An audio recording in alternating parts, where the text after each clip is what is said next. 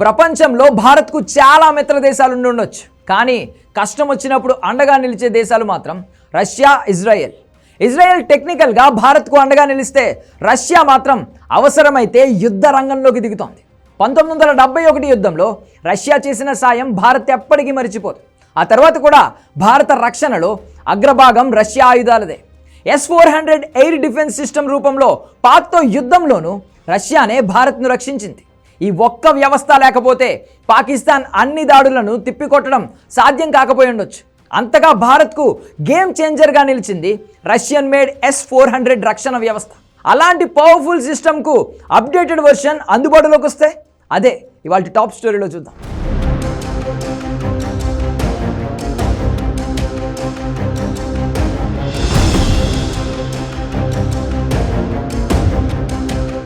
Russia అభివృద్ధి చేసిన air defence system S-400 భారత గగనతల రక్షణలో గేమ్ చేంజర్గా వ్యవహరించింది.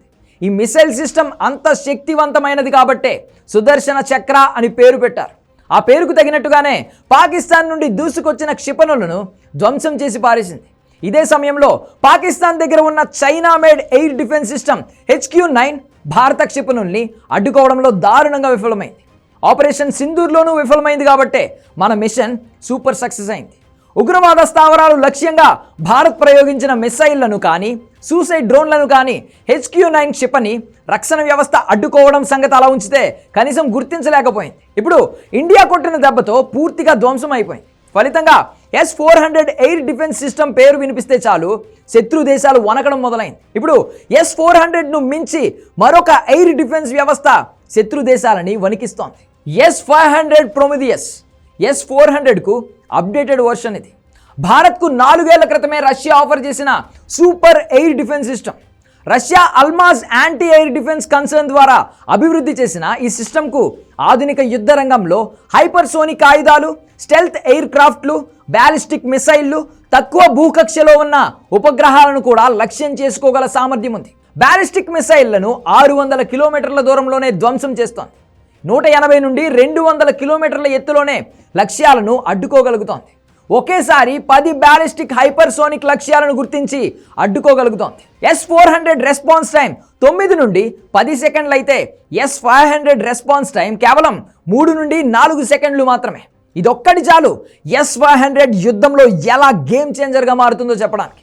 S-400తో పోల్చితే S-500 ఎయిర్ డిఫెన్స్ సిస్టంలో ఎన్నో ప్రత్యేకతలు ఉన్నాయి.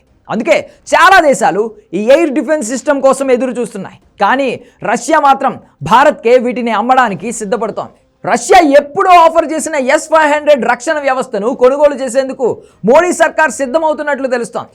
2021లోనే S-500 రక్షణ వ్యవస్థను భారత్ కొనుగోలు చేయబోతుందన్న చర్చ జరిగింది. రష్యా డిప్యూటీ PM ఈ విషయం గురించి అప్పట్లో కీలక ప్రకటన చేశారు.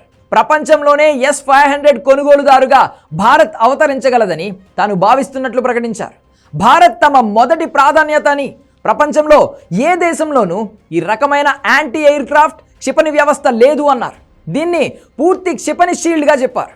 S-500 చివరి పరీక్ష 2019లో ఉత్పత్తి ఆర్డర్కు ముందు జరిగింది. దీని తర్వాత రష్యన్ సైన్యం కోసం దాని ఉత్పత్తి ప్రారంభమైంది. మరోవైపు S-500ను రష్యా టెక్నాలజీ సహకారంతో మన దేశంలోనే తయారు చేస్తారన్న చర్చ కూడా జరిగింది. అదే జరిగితే రక్షణ రంగంలో భారత్ను కొట్టే దేశమే ఉండదు. S-400 ఆల్రెడీ సత్తా చాటింది. మన ఆకాష్ అద్భుతాలు చేసి చూపించింది. మరో made in India missile system Prithvi కూడా దేశానికి రక్షణగా నిలిచింది. ఇప్పుడు S-500 ఎయిర్ డిఫెన్స్ వ్యవస్థ కూడా అందుబాటులోకి వస్తే శత్రు దేశాలు ఎప్పటికీ భారత్ను టచ్ కూడా చేయలేవు. ముఖ్యంగా చైనా కూడా మన దేశాన్ని ఏం చేయలేదు. అయితే ఒప్పందం ప్రకారం ఇంకా 2 S-400 స్క్వాడ్రన్లు భారత్కు రావాల్సి ఉంది. యుద్ధ కారణంగా అవి రావడం ఆలస్యమైంది. భారత్ ఇప్పటి వరకు 3 స్క్వాడ్రన్లను మోహరించింది. ఒకటి జమ్మూ కాశ్మీర్, పంజాబ్ రక్షణ కోసం పఠాన్కోట్లో మోహరించగా మరొకటి రాజస్థాన్, గుజరాత్లోని వ్యూహాత్మక ప్రాంతాలను కవర్ చేస్తోంది. ఇంకొకటి చైనా సరిహద్దుల్లో మోహరించారు. మరో 2 స్క్వాడ్రన్లు వచ్చే ఏడాది అందుతాయని రక్షణ వర్గాలు చెబుతున్నాయి. ఒప్పందాన్ని మార్చి వాటి స్థానంలో S-500లను తీసుకుంటారా అన్న చర్చ కూడా జరుగుతోంది. అదే నిజమైతే వచ్చే ఏడాది నాటికి పవర్ఫుల్ S-500 ఎయిర్ డిఫెన్స్ వ్యవస్థలు భారత అమ్ముల పొదిలో చేరడం ఖాయం. అప్పుడు మొదలవుతుంది అసలు సిసలు ఆట.